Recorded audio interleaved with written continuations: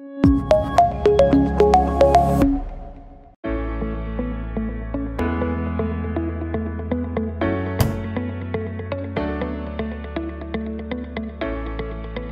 everybody, just want to introduce to you the PRT Retro Kit.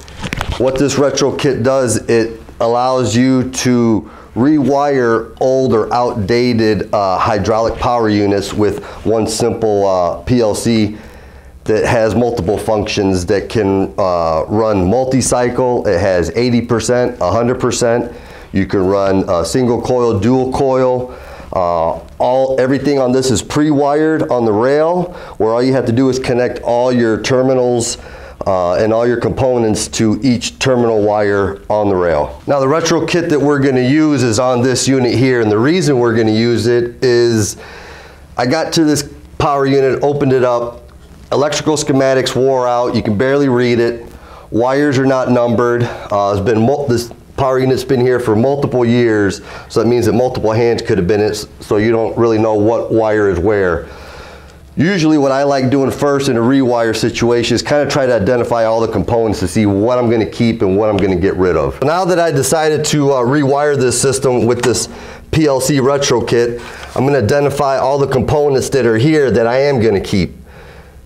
Any hydraulic power unit is going to need your transformer, is going to need your motor starter, contactor, overload in the system. All these relays and timers that are here are being replaced by the PLC Retro Kit.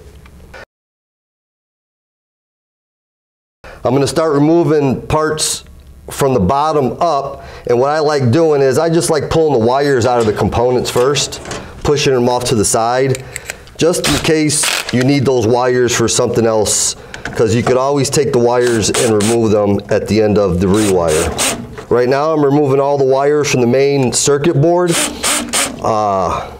that controls this power unit.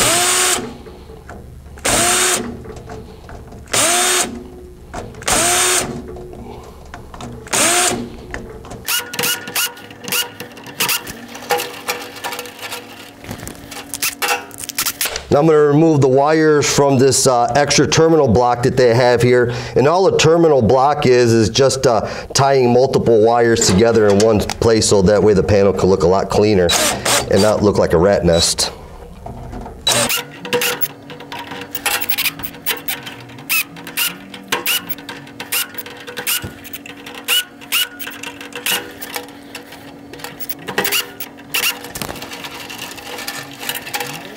Now the next item that I'm going to remove wires from, and these wires look like they're just plugged in, so I could just pull them right out, but what this is a fixed timer, and what a fixed timer is it has a relay, but there's a fixed timer in here that's set for a fixed amount of seconds. This one's probably set for about 5 seconds or so. Let's see here. All right, so now we got the wires off 3 components here, so what I'll start doing is I'll start loosening up these components, pulling them out of the panel. That way I can have a little bit more room to work with.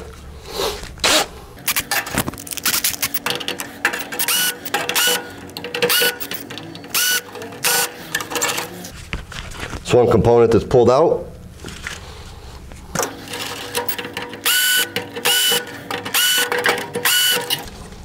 It's your timer component.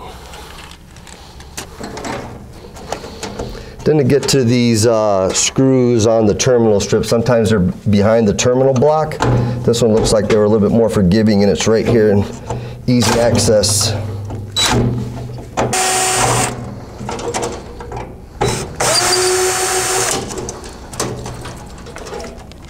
This is the old terminal block. Now I got a better picture of what's what here. Kind of moving wires around gives me a little bit more room. Now what I got to start doing is I'm going to start removing all these cubed relays. Now each one of these little cubed relays has a little lock bracket on the side. That way these things never vibrate loose. All you got to do is take a little screwdriver and just push those off to the side. Move around the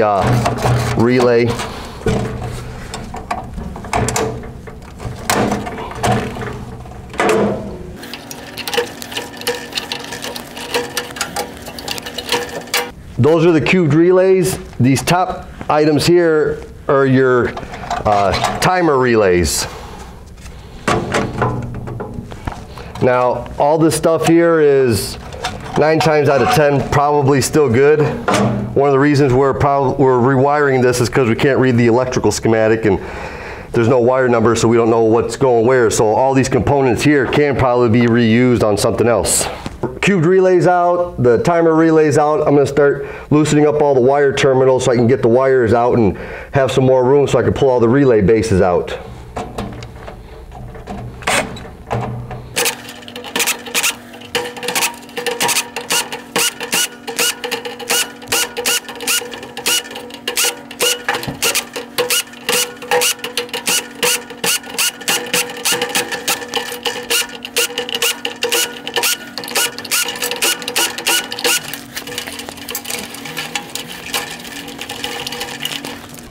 Now the way you attach these relay and timer bases is they screw them right to the panel. And they got some screws right here on the inside to get to so you can loosen them up and remove the bases.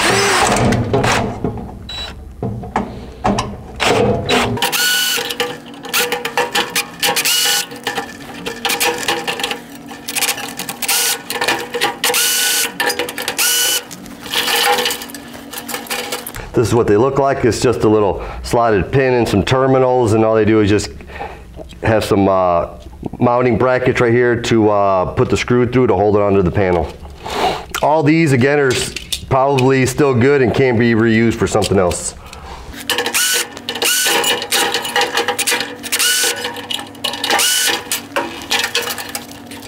This style of base is a little bit different. It has little round terminal plugs to plug in the timer relay base, but it mounts the same way.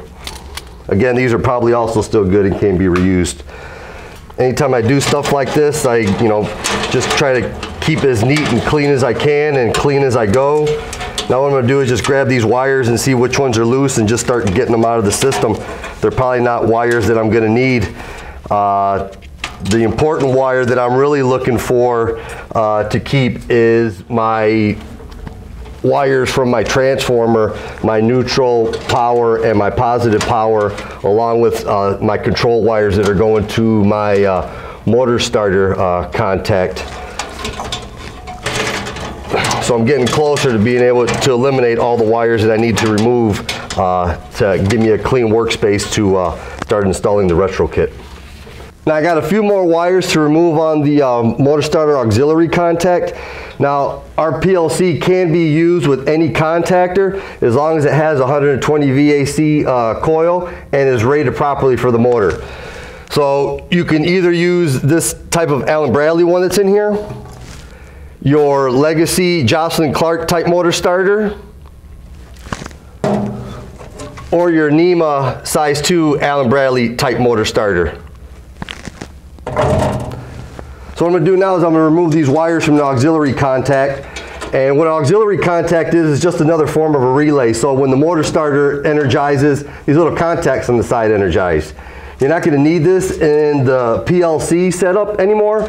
All these relays on the auxiliary contact are all built into the program.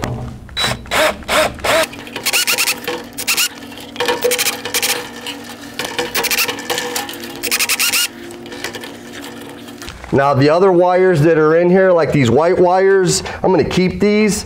These are for my neutrals going to my motor starter coil, and this is going up to the motor starter coil itself here, going through the overloads.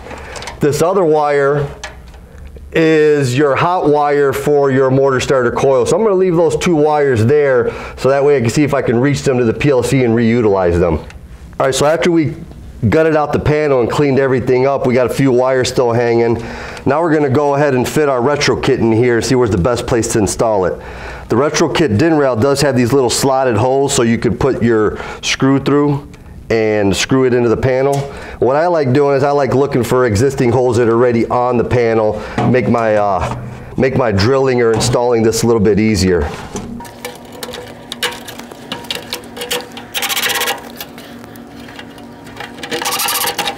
I got that set in place. I put 2 screws in here. Now you can't put more screws, but you're gonna have to slide the PLC to the side and these terminals to the side, so that way you can get to some more of the slotted holes in the back. But 2 screws should be okay to hold this thing in place. Now, these existing wires that I left here were for a reason. What I left was, I left our secondary power source from the transformer, and I left our motor starter coil and our overload wire. These wires back here look like they're for the 24 volt transformer, which we won't use. Now, to make sure that I don't get nothing crossed up, what I'll do with these is, since they got strands already shown at the end, I'll just clip the strands off. That way I know that not to touch these wires and just leave them alone for now until I'm ready just to totally remove them.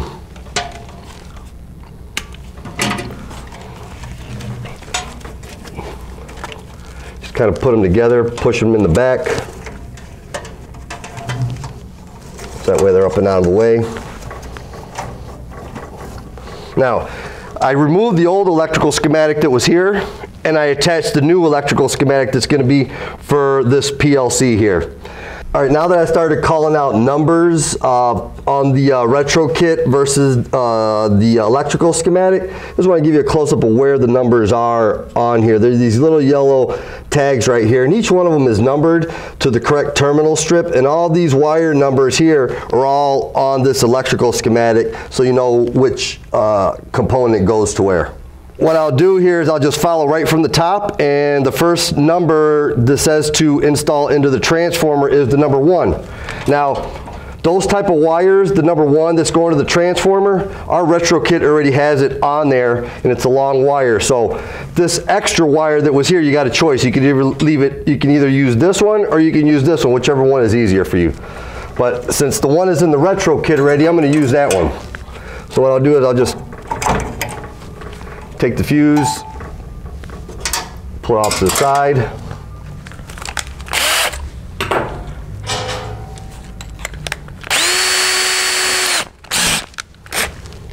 Remove the terminal from the hot side on the transformer.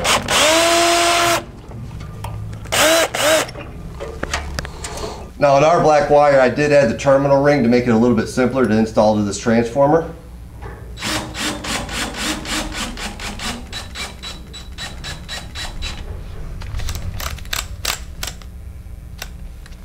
Now, the next thing that I will connect will be my neutral wire. And the neutral wire should always be white connected with the ground. Now, in this neutral area, there's 3 wires because the neutral for the 24 volt transformer that's up on top we're not using.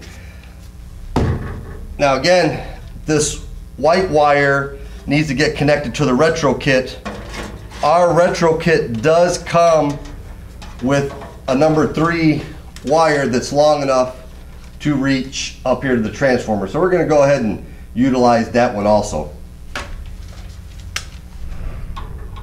I'll go ahead and remove this old neutral, and put a ring around ours and install this one.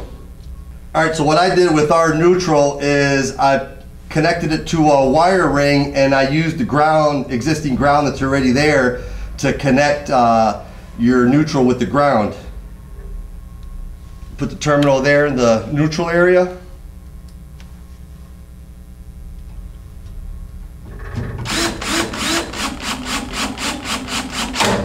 Now we have our positive and our negative connected to our PLC, because all these other terminals here are already pre-wired. If you see here, you see this number 3 that's coming from the neutral. There's another number 3 here that's going over here to the neutral on the PLC where it should be, and there's also another neutral down here. Now the next thing we're going to connect is the motor starter. Now again, we left this red wire here for the motor starter coil. Our PLC retro kit comes with a long wire to reach the motor starter coil. So I'm going to utilize this wire that we have on our retro kit. 1, it's already there, and 2, it's got a wire number of number 4, what it should be.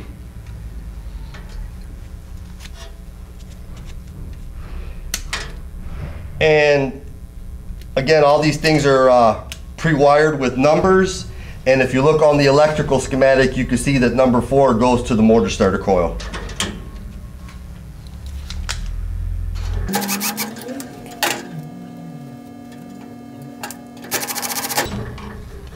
Anytime I tighten a wire down, I like pulling on it just to make sure that it got in there right and it's tightened down and it's not going to flop around. You also make sure that there's no wire strands sticking over from the wire, because one little wire strand touching the other side can cause havoc.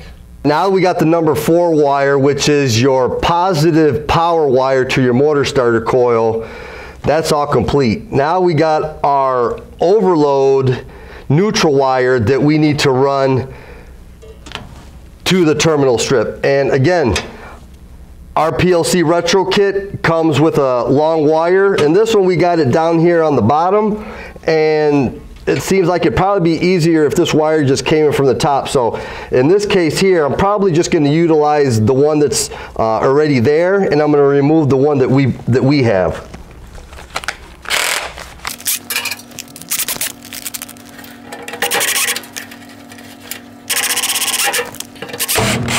Now, since neutral has a few spots that you have to wire a neutral to, we put 2 number 3s here. That way you got more room to wire it up. So what I'll do is just kind of bend it like this, just to kind of make it look nice, or kind of get a nice measurement and kind of measure it out.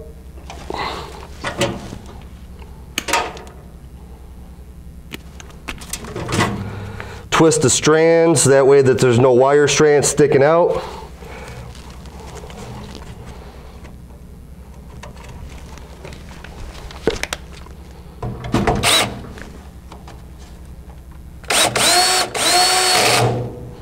Pull on it, it doesn't come out. Now we got our positive and our negative through our overloads, because the overload, the output of the neutral of the overloads is already there, that wire.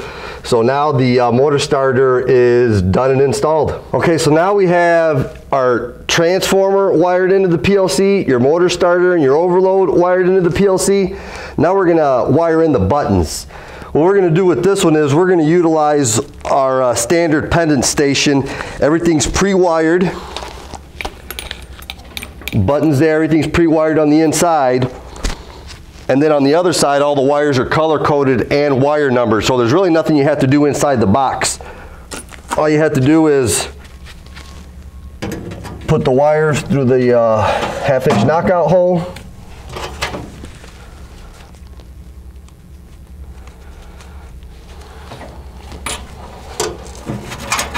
You can refer to the electrical schematic for each component, which you probably will later, but like I said, everything here is wire numbered, so all you have to do is just follow the wires. This black one is your number 1, so we'll put this in number 1.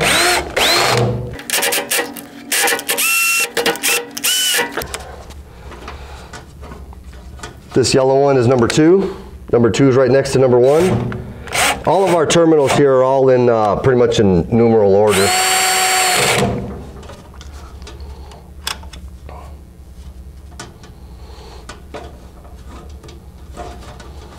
Your next one is your number 3, which is your neutral.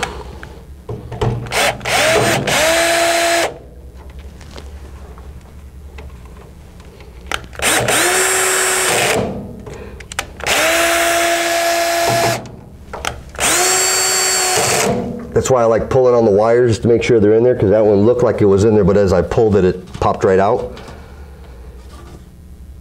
Your orange one here is your number 4 wire.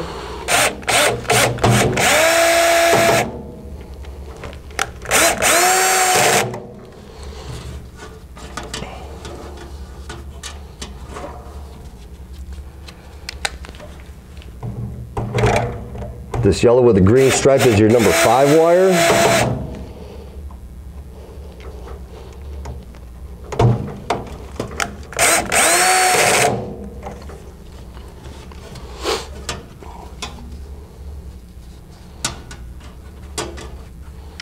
This brown wire is your number 6 wire.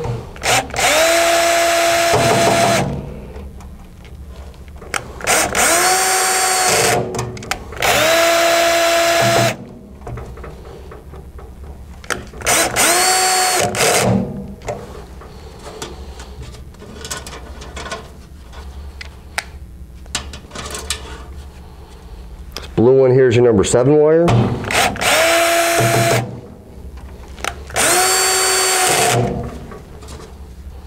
Red one is your number 9 wire.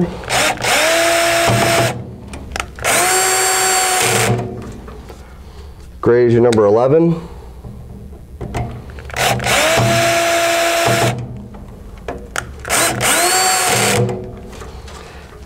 And the last one that is green is your ground wire.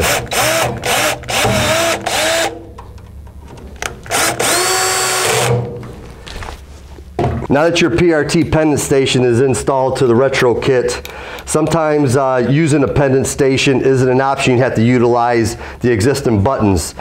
That would be another video to retro the existing buttons into the retro kit. All right, now that you installed your buttons to the PLC retro kit, we're going to install the external components on the hydraulic power unit. And the first component is your electrical directional valve. Now this directional valve is a single coil, so there's only going to be 3 wires. Your ground wire is your first wire you connect. Really could be in any order, but I like starting with the ground just to get that one out of the way.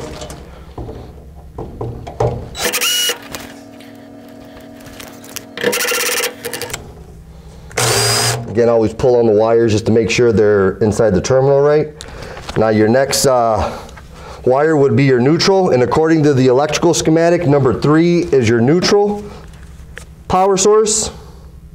And neutral 9 times out of 10, really 10 times out of 10 should always be white.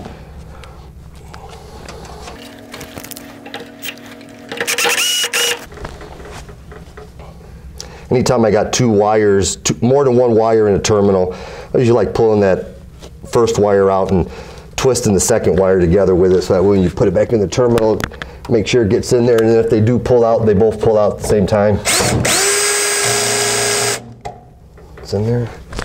Now the last wire is your hot positive wire for your directional valve, and according to the electrical schematic, your reverse coil, your hot wire goes to number 5. Now you can connect a double coil valve with this setup also, and for a double coil valve it would be the same thing. Number 3 is your neutral, your green, and then one of your coils would be number 5, and then there's a number 6 for a double coil optional if you needed it.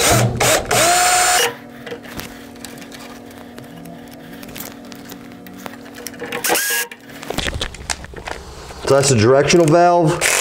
Now your other component that I'm going to go ahead and reconnect is the 3-phase motor lines coming from the bottom of the overloads. First line I'm going to go ahead and connect is the ground going to the motor. Ground it out right to the chassis of the panel.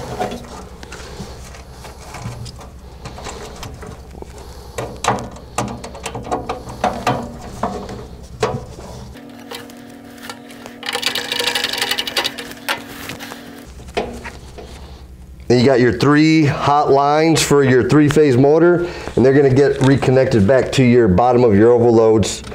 Your first leg is going to get connected to your T1.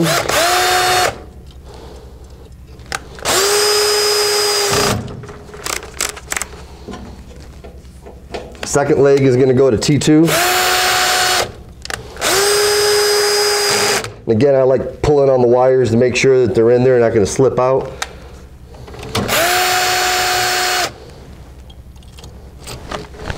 This one had a few strands sticking out, so I'm just pulled it back out and just twisting it back up, putting it in there so there's no strands sticking out on the side. And that connects your 2 external components. One of them that's only going to the retro kit, which is your directional valve, and your motor lines going to your motor should already be there in the retro kit. Now after you're done wiring all your components, whether they're external or internal, you just take some zip ties and just start grabbing each bunch of wires here. Just start zip tying it. That way it just makes everything look a little bit cleaner in here in the panel. Everything's wire numbered, so if anything comes loose, you should be able to see where it came loose at.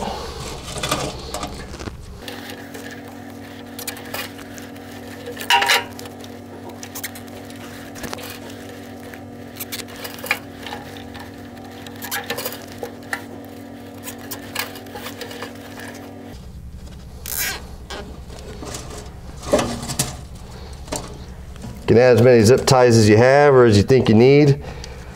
And after you're done putting on the zip ties, you can either just leave them, or I like just cutting the extra zip tie off, and that should be it.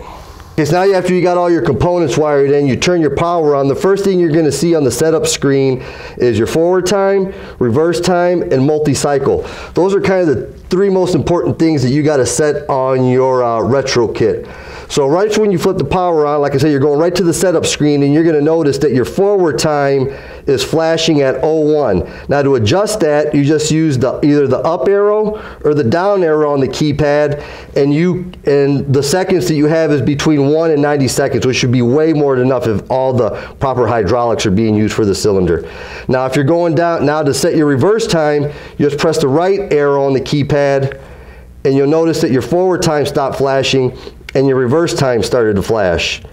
Now after you go up and down and set those time values the same way that you did the forward time, and those are also 1 through 90 seconds, you press the right arrow and you could drop down to multi-cycle, and you can see your multi-cycle count start to flash. And that one, multi-cycle, you can set all the way up to 4 counts.